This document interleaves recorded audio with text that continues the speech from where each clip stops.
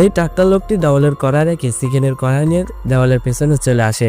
এরপর পকেট থেকে একটা পলিথিন বের করে চিকেন কড়াই ঢেকে রেখে চলে যায়। এরপর রাধুনী তার বন্ধুকে ডাক দিয়ে বলে রান্না হয়ে গেছে। তখন তার বন্ধু বলে আরে মূর্খু, আগে সালাম দিতে হয়, সোজা এসে রান্না হয়ে গেছে। আসলে বন্ধু খুব ক্ষুধা লেগেছে, মাথা মতো ঠিক নাই, চল। এরপর টাকলা বন্ধু এসে বলে চল আজকে চিকেন কড়াই গরমা গরম খাবো, চলো চলো। তার বন্ধু বলে যা তাড়াতাড়ি চিকেন কড়াই নিয়ে আয়। রাধুনী বলে চিকেন কড়াই সামনে রাখলাম, আরে এটা ডাউলের কড়াই। এরপর তার বন্ধু বলে চিকেনের টাকা নিয়েছিস, তাড়াতাড়ি বের কর, এই ডাল খাবো না। রাধুনী বলে দুঃখিত বন্ধু, এই খাবারগুলোই খা, আমি অর্ধেক টাকা দিয়ে দেবো। জানি না কে রান্না করা চিকেন কড়াই চুরি করে নিয়ে চলে গেল। তখনই তার বন্ধু খুশি হয়ে যায়। কিছুক্ষণ পরে দেওয়ালের পেছনে আরেকটি লোক এসে দেখে জ্যাকেট, তারপর সে জ্যাকেট তুলে দেখে চিকেন কড়াই।